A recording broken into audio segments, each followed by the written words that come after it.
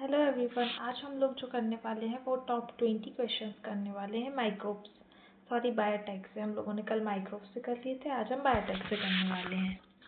जो हमारा first question है यहाँ पे वो है हमारा which enzyme is used to cut DNA at specific recognition site, कि कौन सा एंजाइम रहता है जो डीएनए को एक स्पेसिफिक साइट पे कट करता है। तो उसका जो आंसर हो जाएगा वो हो जाएगा हमारा रेस्ट्रिक्शन एंडोन्यूक्लियस। अब जो रेस्ट्रिक्शन एंडोन्यूक्लियस रहता है ना, वो रिकॉग्नाइज करता है स्पेसिफिक डीएनए सीक्वेंस को और कट करता है those point making essential tool for genetic engineering, यानी कि एक पर्टिकुलर जगह पे ही ये कट मारता है, वहाँ से डीएनए को कट करता है, इसीलिए हम लोग इसको मॉलिक्यूलर सीजर भी बोलते हैं।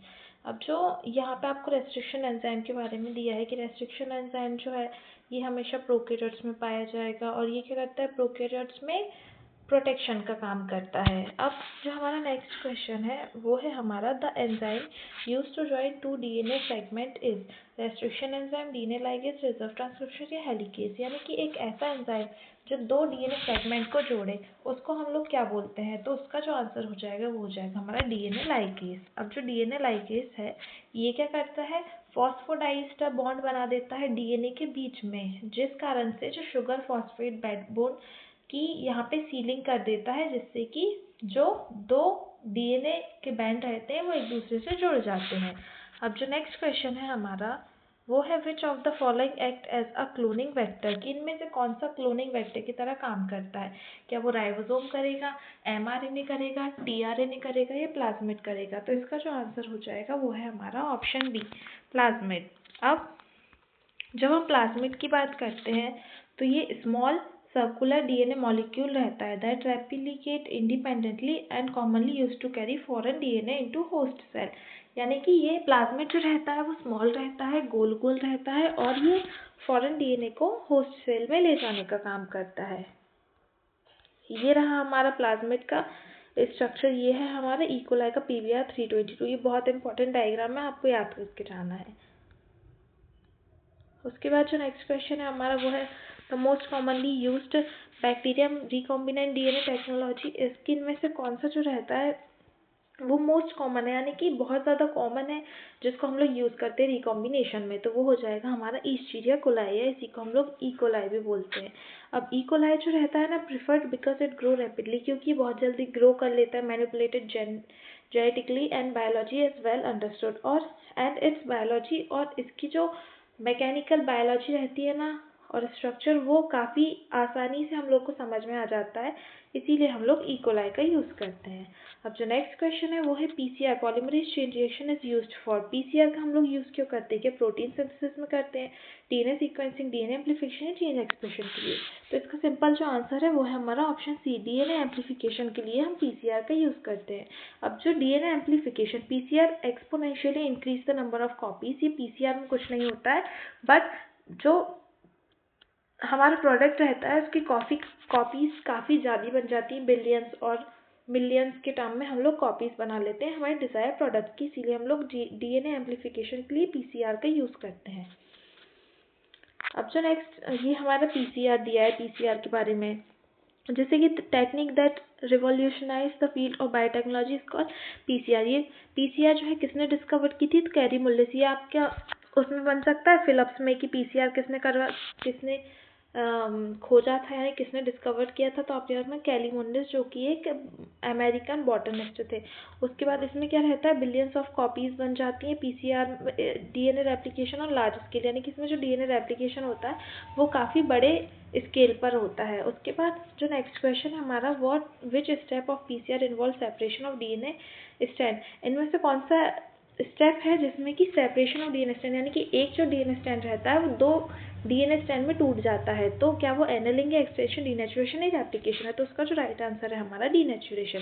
अब हम लोग डीनेचुरेशन की बात करते हैं। During denaturation double strand DNA is heated so separate into a single strand, यानी कि डीनेचुरेशन के टाइम पे हम लोग जो डीएनए रहता है उसको हीट करते हैं ताकि वो अलग अलग होकर दो स्ट्रैंड बना ले।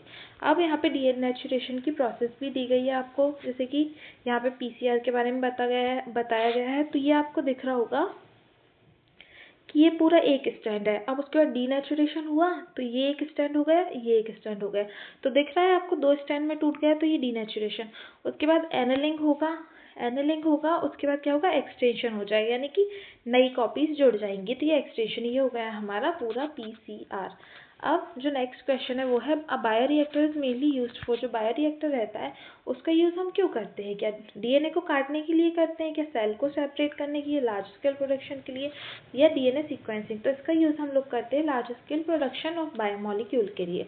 अब जो हमारा करेक्ट आंसर है वो तो सी है। अब जो बायोरिएक्टर है ये क्या करता है, प्रोवाइड कंट्रोल कंडीशन, यानी कि एक माइक्रो ऑर्गेनिज्म को ग्रो करने के लिए जो जो एसेंशियल कंडीशन रहती है वो हमारा जो बायोरिएक्टर है वो प्रोवाइड करता है। इसीलिए हम लोग इसमें एंजाइम, एंटीबायोटिक, वैक्सीन, इन सब का प्रोडक्शन करते हैं लार्ज स्केल पे। अब यहाँ पे आपको 2 बायोरिएक्टर दिए और दोनों आपको याद रखना है।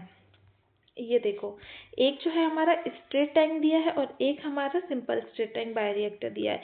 यहाँ पे ये जो आपको प्लेट्स दिख रही हैं, ये जो आपको प्लेट्स दिख रही है, ये ब्लेड कटर की तरह यानी कि घूमती हैं, ये घूमती हैं, तो क्या रहता है, जो प्रोडक्ट है वो बनता है। अब यहाँ पे देखो कि ये जो है ना, यहाँ पे ये आपको बबल्स दिख रहे हैं, ये ऑक्सीजन के बबल हैं। यहाँ पे ये जो ब्लेड है इसका यूज़ किया जाता है। जब ये रोटेट करेगी तो बबल्स जनरेट होते हैं, जिस कारण से क्या रहता है, increase surface area for oxygen transfer के लिए बढ़ाता है।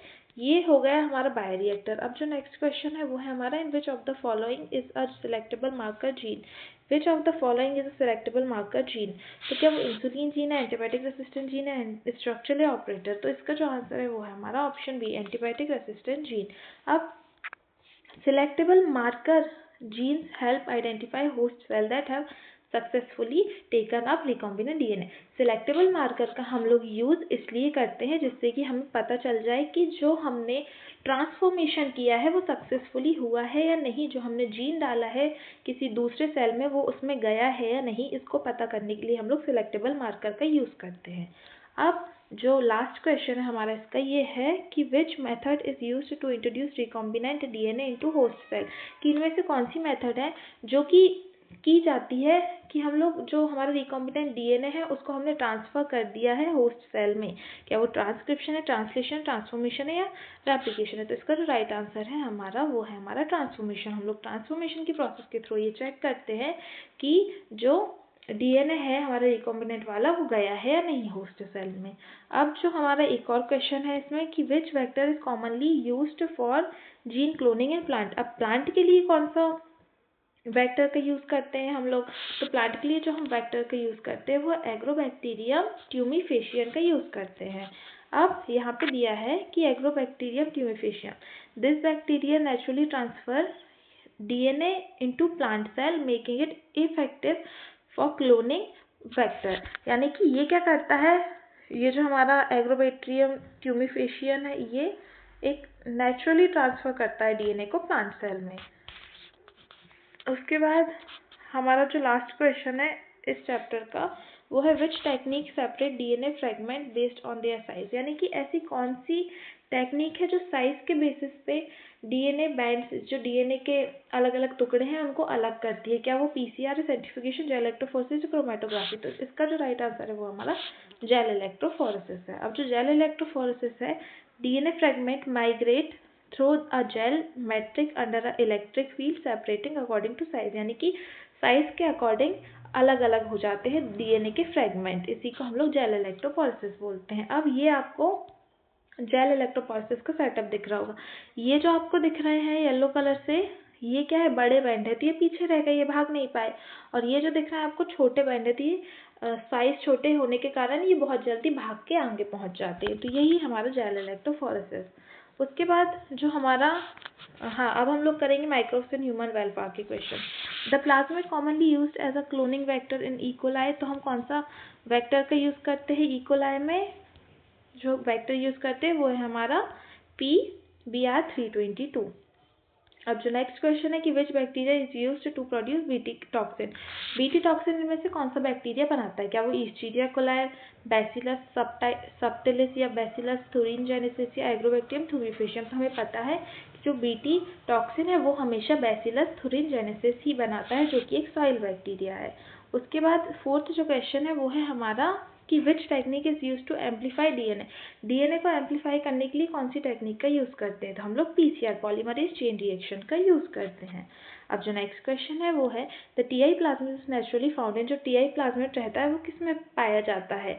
तो हमें पता है जो टीआई प्लाज्मिड है वो एग्रोबैक्टीरियम ट्यूमेफिशियम में पाया जाता है। अब एक्सप्लेनेशन दिया है कि TI plasmid transfer gene into plant cell and is used in plant genetic engineering. इसके बारे में हमने ऊपर भी पढ़ के आए हैं।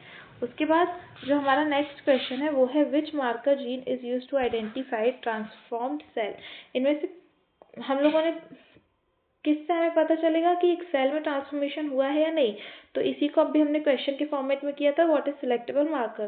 सिलेक्टेबल मार्कर ही वो चीज़ रहती है जिससे हमें पता चलता है कि एक होस्ट में हमारा रिकॉम्बिनेंट डीएनए गया है या नहीं। अब जो हमारा नेक्स्ट क्वेश्चन है वो है human insulin produced by genetic engineering is called. अब जो जेनेटिकली इंजीनियर ह्यूमन इंसुलिन बनाया है हमने, उसको हम लोग क्या बोलेंगे? आर्टिफिशियल इंसुलिन बोलेंगे, प्रो इंसुलिन बोलेंगे, रिकॉम्बिनेंट इंसुलिन या सिंथेटिक इंसुलिन बोलेंगे। अब इसमें बच्चा कंफ्यूज हो सकता है, ये अगर ह्यूमन ने बनाया तो हम लोग उसको आर्टिफिशियल इंसुलिन बोल सकते हैं, राइट? लेकिन इसको हम लोग आर्टिफिशियल इंसुलिन नहीं बोलेंगे, इसको हम लोग बोलेंगे रिकॉम्बिनेंट इंसुलिन, क्योंकि हमने रिकॉम्बिनेशन के थ्रू इसे बनाया है। अब जो नेक्स्ट क्वेश्चन है वो है हमारा विच of the following is a transgenic plant. इनमें से कौन सा एक ट्रांसजेनिक प्लांट है? क्या वो हाइब्रिड मेज है, बीटी कॉटन है, पॉलीप्लॉइड वीट है या ग्राफ्टेड मैंगो है? तो अब आप सोचोगे कि हाइब्रिड किया है विच मीन इसमें ट्रांजिशन ज़रूर हुई है, इसीलिए इसको हाइब्रिड बोला है, तो हम ये लगा के आ जाए, बट ये बिल्कुल गलत है। हमने साफ साफ पढ़ा है कि बीटी कॉटन ही एक ट्रांसजेनिक प्लांट है जहाँ पे हमने बैसिलस thuringiensis का जीन इसमें इंसर्ट किया है, तो जो आंसर हो जाएगा वो हमारा बीटी कॉटन है। याद रखना, हाइब्रिड मेज या ग्राफ्टेड मैंगो बिल्कुल मत लगा के आना।